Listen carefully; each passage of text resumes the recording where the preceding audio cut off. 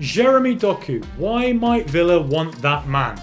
Moussa Diaby, what is he going to bring to Aston Villa? And who else might Unai Emery target in the transfer window?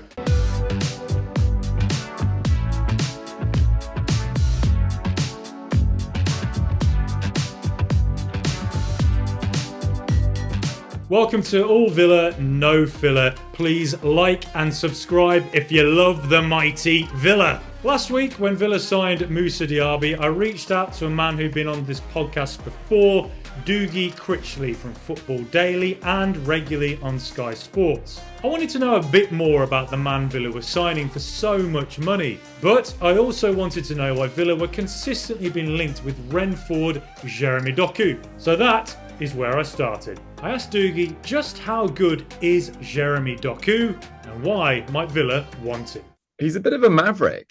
He's a very exciting player to watch. There's always, a feeling of sort of electricity in the air when he gets on the ball, mainly due to his speed, his sort of agility, his acceleration off the mark is always really, really good as well. He probably hasn't kicked on as much as people would have expected by now in his career.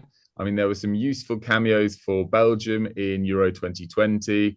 But last year, still at Rennes, still a bit in and out the side. And it feels like if you guys are going for him, it's really that sort of depth option because he can play off the left and off the right. But yeah, this is a guy in terms of his dribbling ability is right up there with the best in Europe, but in a very different way from Moussa Diaby. Probably just doesn't have the output, or at least the consistent output just yet.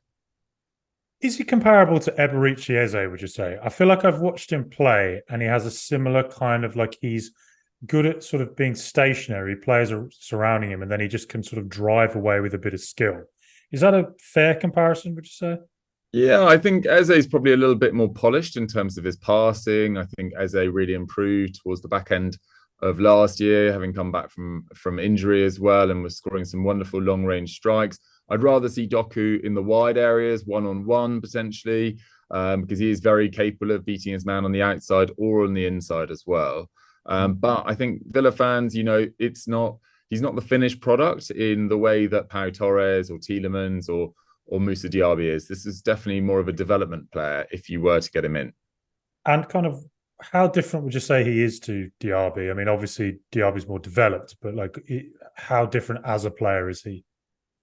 I think Diaby's probably biggest skill is making late runs in behind defences and linking up really effectively with Jeremy Frimpong last year at Bayer Leverkusen. It was probably one of the most exciting pairings in world football at times last year, Frimpong and Diaby. Jeremy Doku is probably more of an individualist and is probably more prone to occasional lapses in concentration in terms of his in possession play. But this is a maverick player that would light up the Premier League if he develops and is given the chance as well.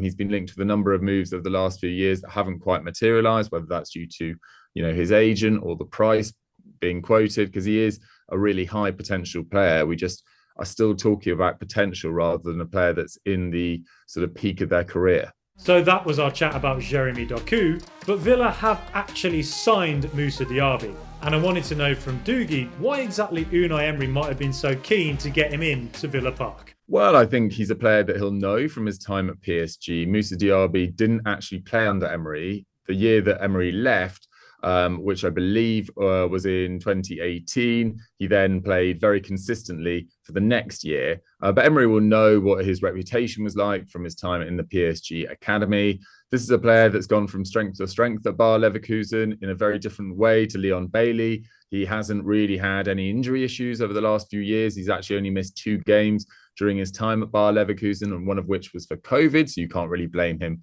for that. And that was only just the 1 game absence all the same. But he's really kicked on in the last few years. He has been one of the Bundesliga's most exciting attacking talents.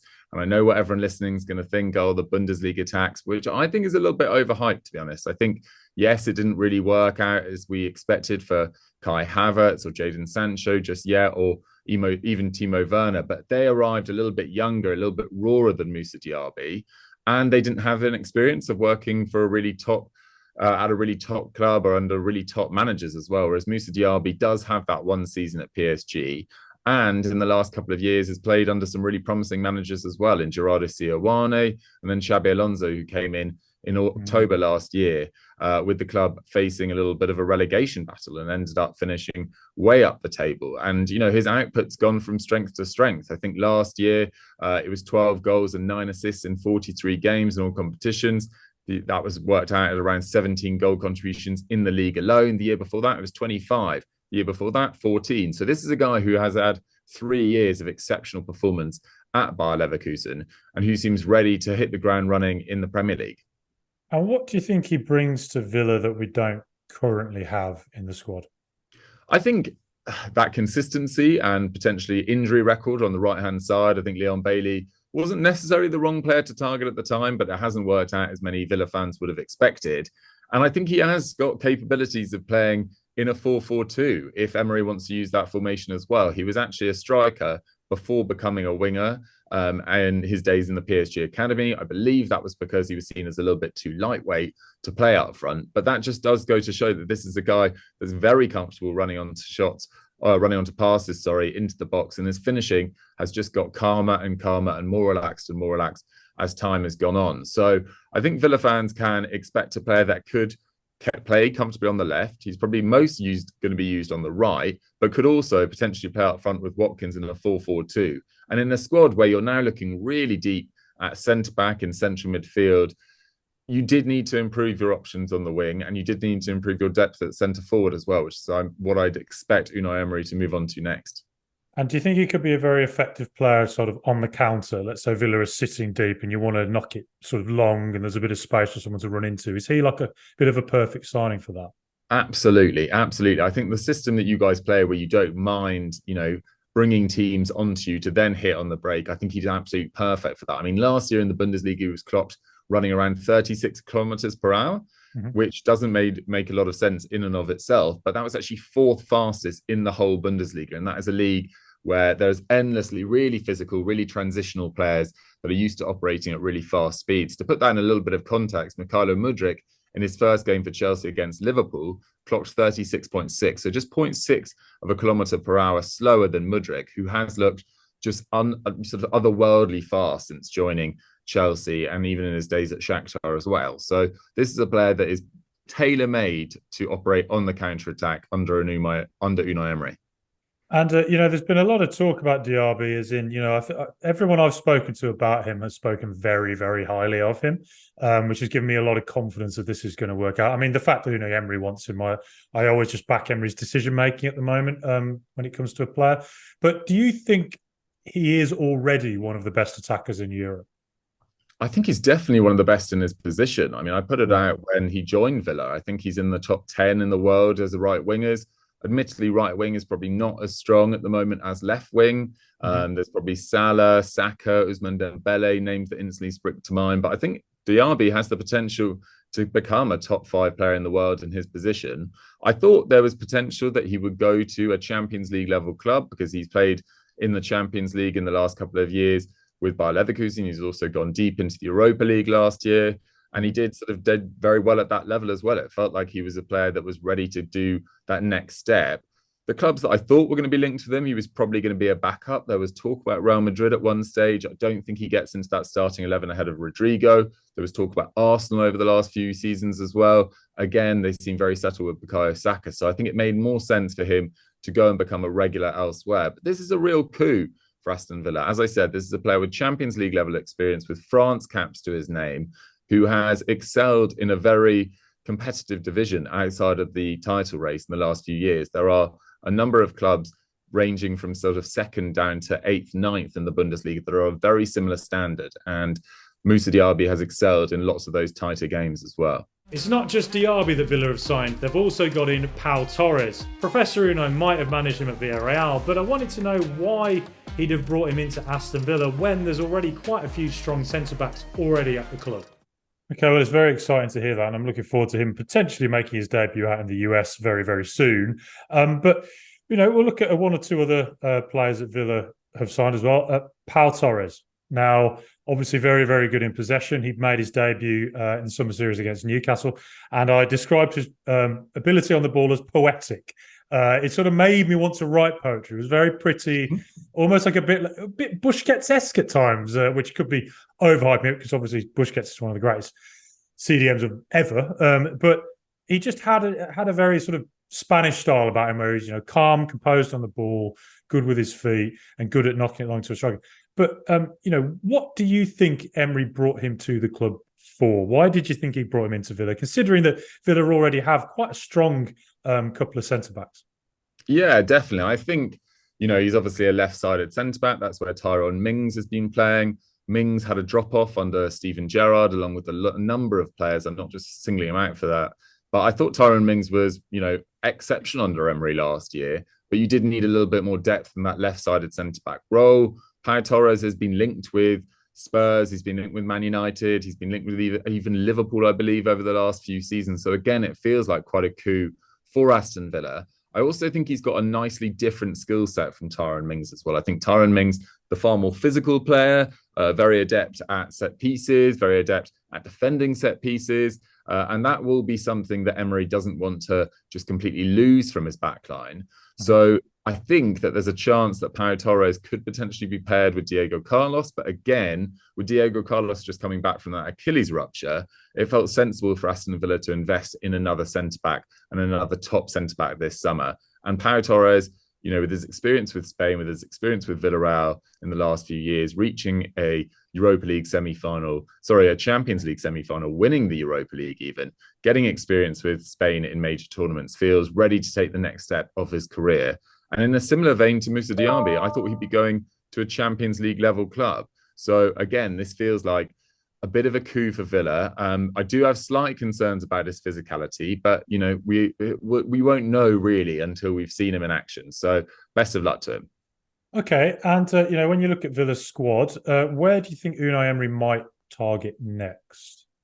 Yeah, well, as I said, I think you're pretty strong in many areas now. I think Ashley Young's departure at right back probably means you need another right back. Matty Cash is a pretty different skill set to Jeremy Frimpong, who obviously linked up so well with Moussa Diaby last season. So I wouldn't be surprised if you dipped into the right back market. If Luca Dean was to leave as well, you probably need a backup left back, although Moreno has really made that position his own. I think you look pretty deep in central midfield now with Tielemans there as well, backing up Camera and Douglas Luiz. You've still got Dendoncker. But I'd probably go for striker. I'm not quite sure why you're leaving it so late in the window to go for this striker, because I just think there's a slight risk that Ollie Watkins was exceptional in the back end of last year, but beyond him, now with Danny Ings playing for West Ham, there's just not that much elite depth in that area. And look, it's difficult. Keeping Danny Ings and Ollie Watkins happy was a bit of a challenge. They didn't necessarily work as well together as people expected. You very much settled in this one striker system, or at least this one out-and-out 9 system. Mm-hmm. So bringing in a striker to play second fiddle to Ollie Watkins at a club that, does have Conference League football this season, but will, mainly be playing Watkins when he's fit, is a difficult proposition to sell to many strikers. So I'm intrigued to see what you do in that market. But yes, I'd definitely be targeting a right back and a striker. And just a couple more questions. Brennan Johnson's another player that it feels like Villa have been linked with by very credible sources. I'd imagine that's a lot of money for the Premier League tax, we call it, I suppose. Do you think Brennan Johnson would be a good target for Aston Villa? Well, I know that there was that bid from Brentford, which was, I think it was around £30 million, maybe even slightly more.